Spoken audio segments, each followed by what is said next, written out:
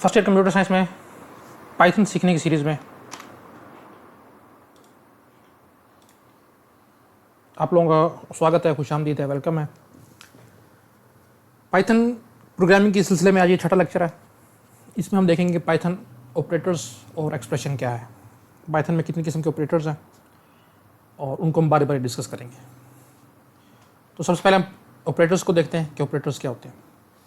Operators वो symbols हैं जो हमें बता रहे होते हैं कि हमने किसी भी वैल्यूज़ पे या वेरिएबल्स पे कौन सा एक्शन परफॉर्म करना है।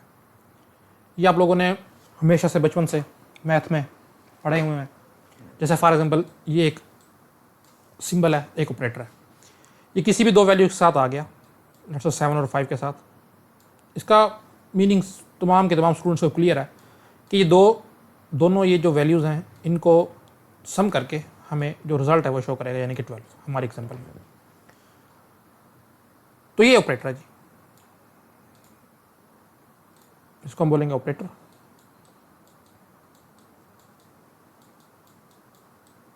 और वो वैल्यूज़ जैसे कि ये 5 है और ये 7 है, जिन पे ये ऑपरेटर कोई भी एक्शन परफॉर्म कर रहा होता है, जैसा कि ये ऑपरेटर 7 और 5 पे प्लस का एक्शन परफॉर्म कर रहा है, इन वैल्यूज़ को जनाब बोला जाता है ऑपरेंड्स।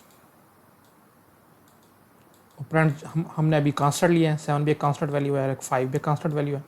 ये वेरिएबल भी हो सकते हैं, लेट्स से x + y, इस तरह की भी कुछ आपके पास एक्सप्रेशन हो सकती है जिसमें x में भी कोई ना कोई वैल्यू होगी, ये एक वेरिएबल है, y में भी कोई ना कोई वेरिएबल वैल्यू होगी, ये भी एक वेरिएबल है। उन दोनों को प्लस करके इसको जो भी सम होगा वो आपको शो करा दिया जाएगा। तो ये कुछ ऑपरेटर्स के बारे में था।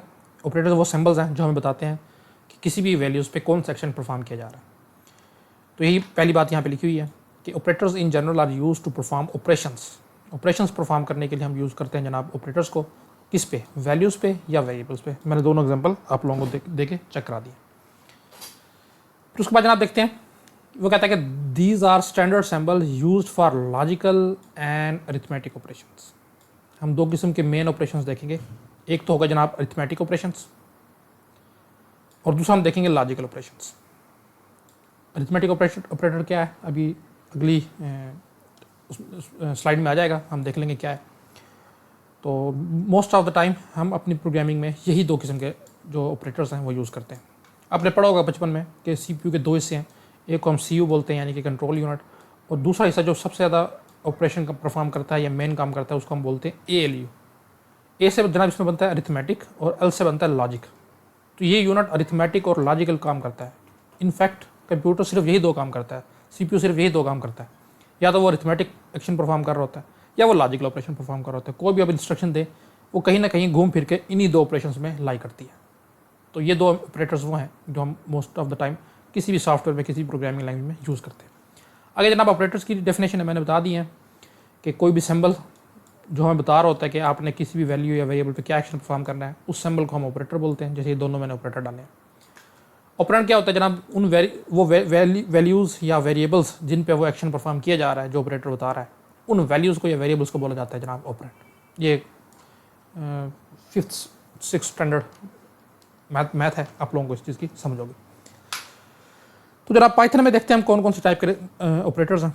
सबसे पहले हम जनाब देखेंगे arithmetic operators. Arithmetic mean mathematical operators. Mathematics में जितने भी आप एक्शन परफॉर्म करते हो, जैसे प्लस करते हो दो नंबर्स को, माइनस करते हो जनाब, मल्टीप्लाई करते हो जनाब, डिवीजन करते हो, और एक और चीज़ है जो मॉड, जिसको हम मॉड बोलते हैं, ये रिमाइंडर लेता है जिसको हम देख लेंगे। तो ये वो ऑपरेटर्स है जनाब जो अरिथमेटिक ऑपरेशंस परफॉर्म करते हैं और ये अरिथमेटिक ऑपरेटर्स में लाई करते हैं। प्लस, माइनस, मल्टीप्लिकेशन, डिवीजन और मॉडुलस या रिमाइंडर ऑपरेटर इसको बोलते हैं। उसके बाद जनाब दूसरे नंबर पे हमारे पास रिलेशनल ऑपरेटर हैं जिनको हम कंपैरिजन ऑपरेटर भी बोलते हैं। दो या दो से ज़्यादा वैल्यूज़ को कंपेयर करने के लिए यूज़ किया जाता है और ये हमेशा हमें ट्रू या फॉल्स में से कोई एक वैल्यू एज आउटपुट या एज अ रिजल्ट देते हैं।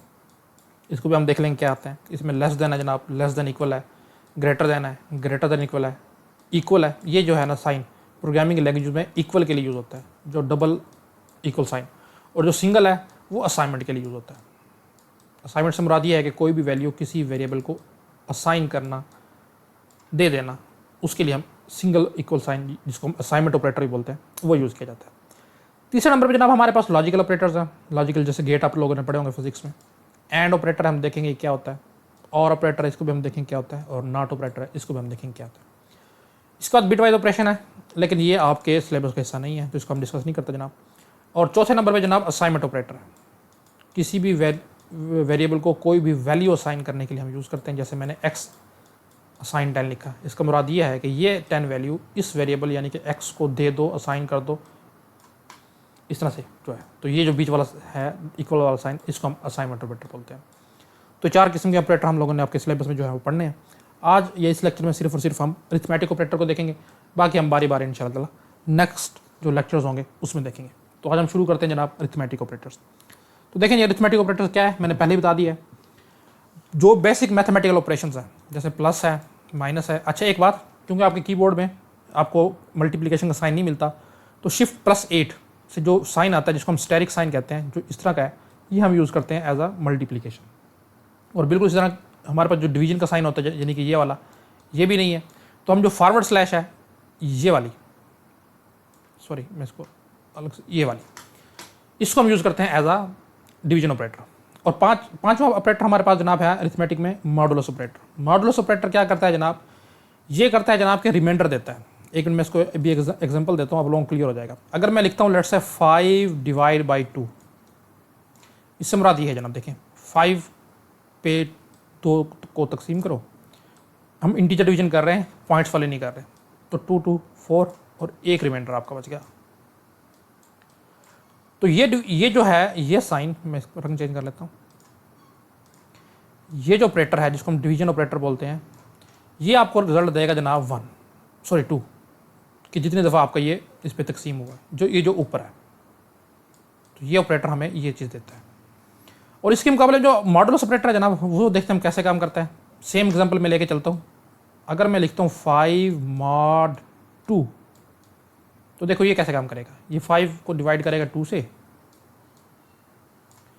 2 2 4, लेकिन ये हमें जवाब देगा जनाब क्या, जो रिमाइंडर यानी कि बाकी बच जाएगा, और वो है 1। तो जनाब इसका जवाब 5 mod 2 का जवाब होगा 1। कुछ इस तरह से ये काम करता है डिवीजन ऑपरेटर में और मॉडुलस ऑपरेटर में। उम्मीद आप लोगों को समझ आ गया होगा। डिवीजन ऑपरेटर जो है, जो जितनी दफ़ा वो तकसीम हो रहा है, वो जिसको हम कोशेंट भी बोलते हैं, कोशेंट रिटर्न करता है। ये कोशेंट हमें जवाब एज आउटपुट देता है, रिजल्ट देता है। जबकि मॉडुलस ऑपरेटर जिसको हम रिमाइंडर ऑपरेटर भी बोलते हैं, जिसका साइन परसेंटेज इस तरह से है, ये हमें रिमाइंडर या जिसको आप कहते थे कि जो बाकी बच जाता है डिवीजन में, वो देता है।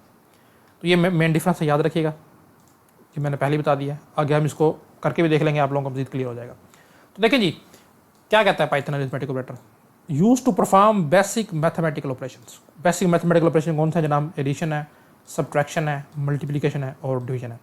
अच्छा ये एक कुछ चीज़ है जो आपके सिलेबस के हिस्सा नहीं है, लेकिन आपको पता होना चाहिए कि आपके सिलेबस में उन्होंने एक और ऑपरेटर यूज़ किया हुआ है जिसको उन्होंने 2 दफ़ा फॉरवर्ड स्लैश लिखा हुआ है, और इसका नाम उसने दिया हुआ है जनाब कि जनाब ये फ्लोर डिवीजन है।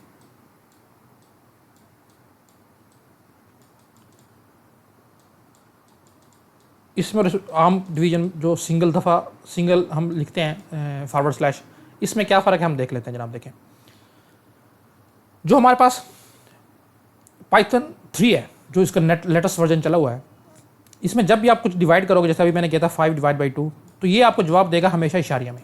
जैसे इसका जवाब बनता है हमारे पास जनाब 2.5, तो ये आपके पास जवाब आएगा इस सिंगल ऑपरेटर का। लेकिन अगर आपके पास पुराना वर्जन इंस्टॉल है पाइथन का, जैसे 2 है, उसमें आप यही ऑपरेशन परफॉर्म करते हो 5/2, तो ये आपको जवाब देगा जनाब इंटीजर में यानी कि 2। तो अगर आपने यही काम पाइथन 3 में करना है कि आप डिवीजन भी करें जनाब, लेकिन जवाब आपको इंटीजर में आए, तो लेकिन वो तो फ्लोट में देता है, पाइथन 3 वर्जन है पाइथन का, तो फिर आप उसके लिए जनाब यूज़ करते हो डबल फॉरवर्ड स्लैश, और इसको हम बोलते हैं फ्लोट डिवीजन। अब आपको ये इंटीजर में जवाब देगा जो कि होगा 2।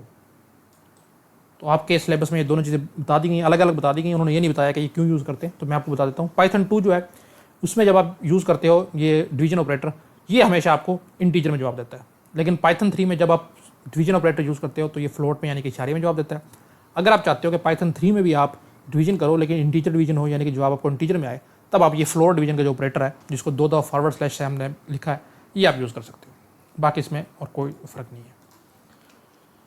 ठीक है जनाब, हम अब इसको बाकायदा करके देखते हैं अपने प्रैक्टिकली, ताकि आप लोगों को मज़ीद समझ आ सके। ये मैं इसलिए करवाता हूँ, बेशक वीडियो लंबी भी हो जाती है, लेकिन जो चीज़ आपके सामने हो रही होती है तो वो आप देख के ज़्यादा सीखते हो, आपको ज़्यादा समझ आती है कि कोई भी चीज़ किस तरह से हो रही है। तो जनाब हम अरिथमेटिक ऑपरेटर बारी बारी सारे एडिशन, सब्ट्रैक्शन, मल्टीप्लिकेशन और डिवीजन को करके देखते हैं कि हम पाइथन में इनको कैसे यूज़ करते हैं। तो जनाब मैंने ये ओपन कर लिया है, आप लोगों का सामने नज़र आ रहा होगा IDE या पाइथन का इंटरप्रेटर या कंपाइलर, जो भी आप बोलो। तो जनाब सबसे पहले हम इसमें अरिथमेटिक ऑपरेटर करते हैं प्लस वाला। तो देखें जी, मैंने एक वेरिएबल लिया, उसको मैंने वैल्यू दे दी 10। अब उम्मीद है कि आप लोगों को ये चीज़ समझ आ गई होगी, ये क्या लाइन क्या कर रही है। ये एक वेरिएबल बना रही है जिसका नाम है a और उसको वैल्यू साइन कर रही है 10। इसी तरह मैंने दूसरा वेरिएबल लिया जनाब, जिसको मैंने वैल्यू दे दी 5। अब देखें जी, सबसे पहले मैं करता हूँ जनाब, एक वेरिएबल लेता हूँ c, या इनको मैं दोनों को जमा करता हूँ a प्लस b। अब इनकी दो जो भी वैल्यू है 10 प्लस 5 15 आ जाएगा। और जनाब इसको मैं सेव करवा लेता हूँ किसी थर्ड वेरिएबल में c में। अब कायदे के मुताबिक क्या होना चाहिए, देखें जी, ये 10 वैल्यू है और ये 5 वैल्यू है, इसको जमा होना चाहिए जैसे मैथ में होता है, क्योंकि मैंने ऑपरेटर यूज़ किया अरिथमेटिक प्लस ऑपरेटर, और उसकी वैल्यू c में सेव हो जानी चाहिए। तो मैं c की वैल्यू को प्रिंट करा के देख लेता हूँ। प्रिंट करवाने के लिए मेरे पास बिल्ट इन फंक्शन है प्रिंट, और इसके अंदर सिर्फ मैं वेरिएबल का नेम लिख दूंगा तो ये मुझे वेरिएबल की वैल्यू प्रिंट करके देगा। तो मैं चेक करता हूँ कि वाकई ये हो रहा है। तो देखें जी, स्क्रीन पे आपको आउटपुट नज़र आ रही होगी 15, यानी कि जो मैंने लॉजिक बनाई हो बिल्कुल ठीक है। आपकी बुक में इन्होंने थोड़ा सा चेंज करके लिखा है, वो भी मैं बता देता हूँ, उससे परेशान नहीं होना। आपकी बुक में उन्होंने इसी तरह जनाब 2 वैल्यू ली हुई हैं, एक 3 ली हुई है और जनाब एक मेरे ख्याल में उन्होंने 10 ली हुई है। अच्छा, उसके बाद जनाब उन्होंने पता कैसे किया हुआ है, प्रिंट में लिखा हुआ है। देखें, अब प्रिंट में मैं इसको लाइन को समझा देता हूँ। उन्होंने क्या किया हुआ है, वो चाहते हैं कि जो ए की जो भी वैल्यू है वो एज इट इज़ आए, बी की जो भी वैल्यू है वो एज इट इज़ आए। तो ए की वैल्यू मुझे नहीं पता क्या है, अभी तो मैंने 3 ले ली है, लेकिन हो सकता है कि मैं यूज़र से वैल्यू लूँ, मुझे नहीं पता यूज़र क्या वैल्यू देगा। तो मुझे पता है कि अगर किसी भी वेरिएबल में मौजूद वैल्यू को मैंने शो करवाना है तो सिंपल मैं ए लिखूंगा। अब मैं इसको रन करा के भी देख देता हूँ, ये 3 मुझे प्रिंट करा के देना चाहिए क्योंकि इसकी वैल्यू ये यस, ये देखें 3 है। अच्छा, उसके बाद उन्होंने कहा जी स्पेस आए और प्लस का साइन आए। तो देखिए, मुझे पता है कि जो चीज़ मैं स्क्रीन पे एज इट इज़ प्रिंट करवाना चाहता हूँ वो मैं प्रिंट फंक्शन के अंदर लिखूंगा, लेकिन डबल कोटेशन के अंदर। तो देखिए, डबल कोटेशन के अंदर सब पहले मैंने ये एक स्पेस दी, अब ये स्क्रीन पे स्पेस शो होगी, और फिर मैं यहाँ पे देता हूँ जनाब प्लस, तो स्क्रीन पे प्लस भी शो होगा।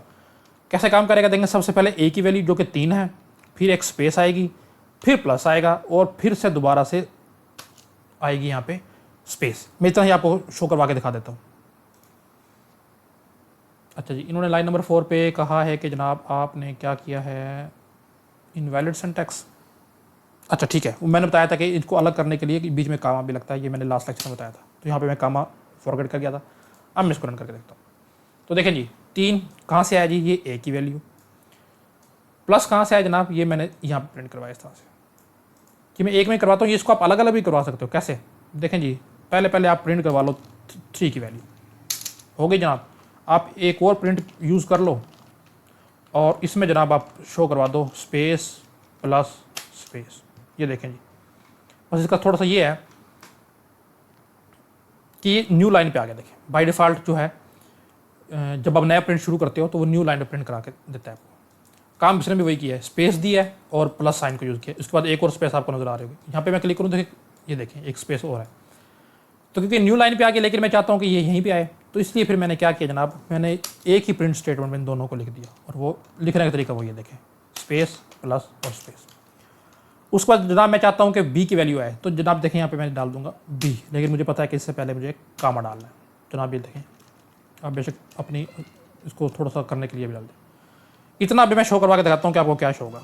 तो देखें जी, ए शो होगा, प्लस का साइन शो होना चाहिए, और एक ए से मुराद ए की वैल्यू और बी की वैल्यू जो भी है।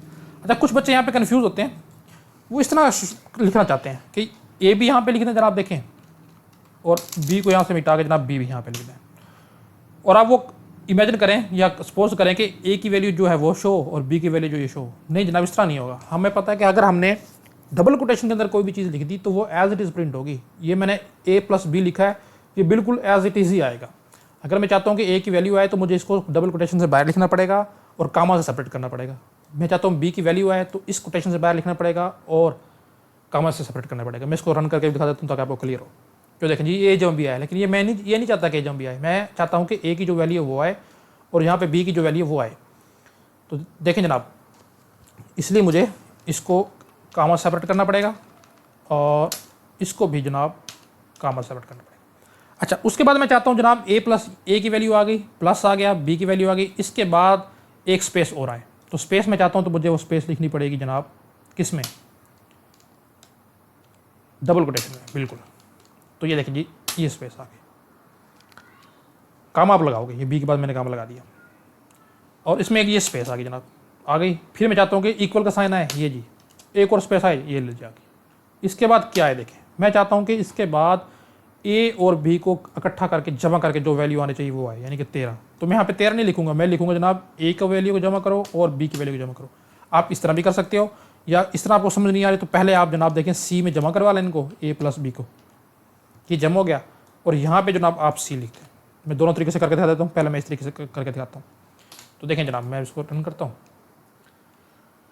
तो ये देखें ये ए आया है, इस ए से इसकी वैल्यू आई है, फिर space space plus sign as it is, फिर स्पेस, ये बी की वैल्यू, ओके जनाब, बी की value 10, space space equal sign space, फिर स्पेस, और ये सी जो हमने ए जम बी करके लिखा है। तो बेशक आप यहाँ पे ए जम बी करके लिख दो फिर भी एक ही बात है, या आप डायरेक्ट इस सी की जगह पे ए प्लस बी करके लिख दो फिर भी एक ही बात है। तो ये देखिए तो आपकी उसने बुक में इस तरह से किया हुआ है। तो अगर आपने ये एक समझ लिया फिर तो मुश्किल आसान है। दूसरा आपने करना है जनाब, इधर सिंपल माइनस साइन डाल दें और जनाब इधर भी सिंपल माइनस साइन डाल दें। तो ये अब 3 - 10 जो भी जवाब होगा -7 वो हो गया। इसी को अपने मल्टीप्लिकेशन में करना है जनाब, इधर आप मल्टीप्लिकेशन का सिंबल डाल दें और इधर भी मल्टीप्लिकेशन का सिंबल डाल दें। तो लें जिसको रन कर दिए 30 आ जाएगा। देखें ये 3 × 10 और ये 30। इसी को आपने डिवाइड करके देखना है जनाब, तो ये डिवीजन ऑपरेटर यहाँ पे डाल देना आप और डिवीजन ऑपरेटर। अच्छा मैं इसको थोड़ा चेंज कर लेता हूँ, इसको मैं कर देता हूँ 10 और इसको मैं कर देता हूँ 3। अब 10 / 3 और अभी ये क्योंकि मेरे पास पाइथन 3 इंस्टॉल है तो इसको मुझे जवाब देना चाहिए फ्लोट में 3.33 समथिंग इस तरह। तो देखते हैं जनाब ये क्या देते हैं। तो ये देखें जी 10 / 3 3.3333 इस तरह से मुझे जवाब दिया फ्लोट में। अगर मैं चाहता हूँ कि जनाब नहीं ये मुझे जवाब दे इंटीजर में तो मुझे फ्लोर डिवीजन यूज़ करनी पड़ेगी, सिंपल एक के बजाय डबल डिवीजन ऑपरेटर। तो देखें जी मैं डबल लगा दिया। अब इसका हम इफेक्ट देखते हैं। तो ये देखें जी अभी समझे इंटीजर कहते हैं होल नंबर में जवाब दिया। अच्छा अब मार्ड को भी देख लेते हैं लगे हाथों। मार्ड क्या करता है जनाब, तो देखें जी ये मार्ड का साइन है शिफ्ट +5 से, और इधर भी मैं मार्ड कर देता हूँ। अभी करेगा क्या देखें, 10 को 3 से डिवाइड करेगा, क्या रिमाइंडर बचेगा 1, तो मुझे ये 1 रिटर्न करेगा। इसको मैं करा कर ये देखें जी 10 को 3 से डिवाइड किया, जो रिमाइंडर आया 1 वो मुझे दे रहा है। तो ये देखें जी इस तरह, ये मैंने आपके बुक के मुताबिक ही आप लोगों को करवाया, जो आपकी बुक में शामिल है एग्जैक्टली वही चीज़। आप इसको और भी तरीके से कर सकते हो।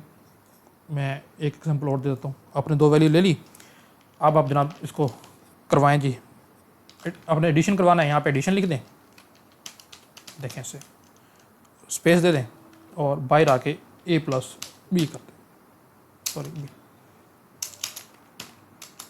ये देखें जी अब स्क्रीन में पहले ये एडिशन एज इट इज़ लिखा आएगा और 10 और 3 का जो भी एडिशन बनता है वो यहाँ पे शो हो जाएगा। तो ये आपकी मर्ज़ी, आप जिस तरह से मर्ज़ी इसको चेक कर सकते हैं। देखिए आप जिस तरह से मर्ज़ी चाहें इसको चेक कर सकते हैं। आप अपनी प्रैक्टिस करें, कोई समझ नहीं आती कमेंट बॉक्स में मुझसे पूछें कि सर मुझे फ़लाँ चीज़ की समझ नहीं आ रही, तो इंशाल्लाह मैं इसको नेक्स्ट लेक्चर में क्लियर करने की कोशिश करूँगा। तो ये थे जनाब अरिथमेटिक ऑपरेटर्स। हमने देखे कि अरिथमेटिक ऑपरेटर्स क्या हैं, कैसे यूज़ किया जाता है पाइथन में, उनकी मुख्तलिफ नोटेशंस हमने देखी, सब के सब को हमने यूज़ करके देखा। फ्लोर डिवीजन और आर्म डिवीजन में क्या फ़र्क है वो हमने देख लिया, मॉडुलस ऑपरेटर को हमने समझ लिया। तो उम्मीद है कि आपको आज का लेक्चर समझ आया होगा।